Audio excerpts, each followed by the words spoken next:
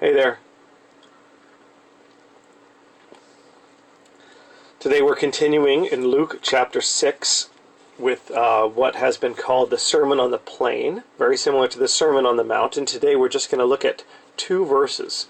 Luke chapter 6, verses 37 and 38. Here we go. Judge not, and you will not be judged. Condemn not, and you will not be condemned. Forgive, and you will be forgiven. Give, and it will be given to you. A good measure, pressed down, shaken together, and running over, will be poured into your lap.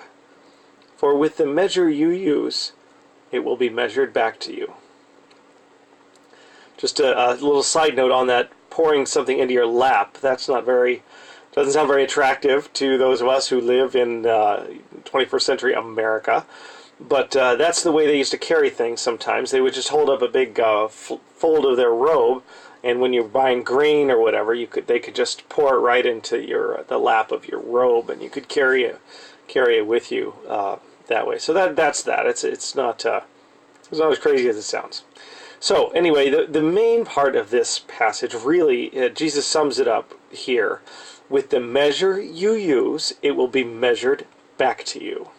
And he goes on from judging to condemning to forgiving to even giving. So from one end of the spectrum to the other.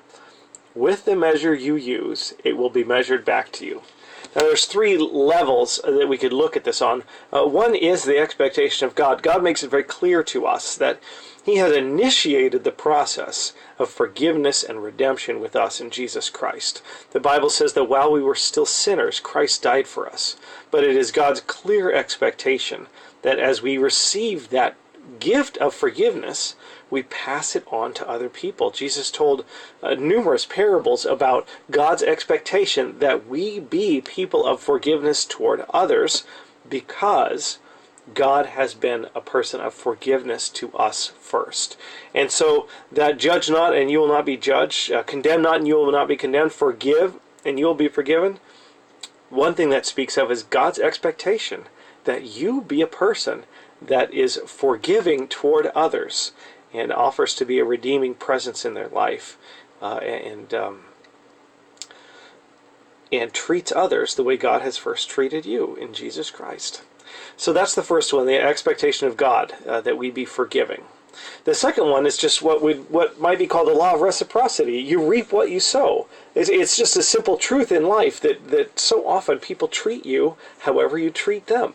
It's starkly apparent if you go traveling in a foreign country.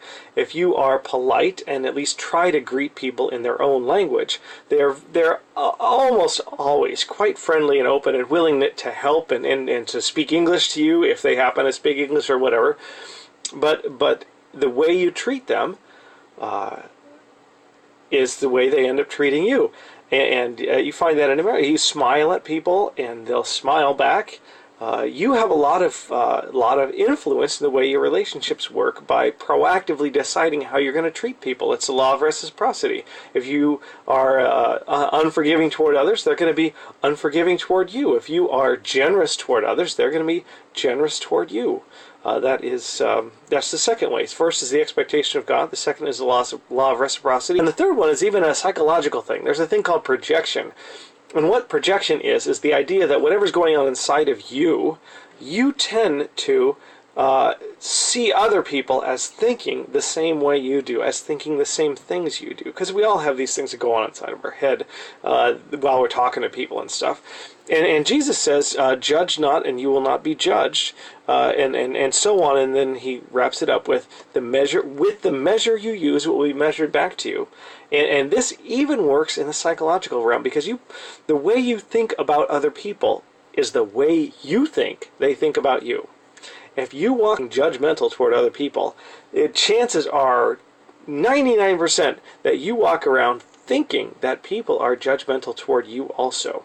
If you walk around with a kind and generous heart toward other people, chances are 99% that you think the majority of people that you encounter have a kind and generous heart too, because you take your ideas and project them onto everybody else.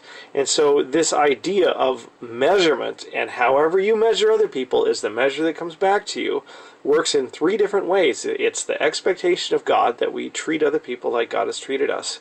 It's the law of reciprocity that in interpersonal relationships, people really do reflect back to us the behavior that we offer them. And then even the idea of projection. However you think about other people is how you think they're thinking about you, even if they're not. If you're judging, you think people are judging you, even if they're not.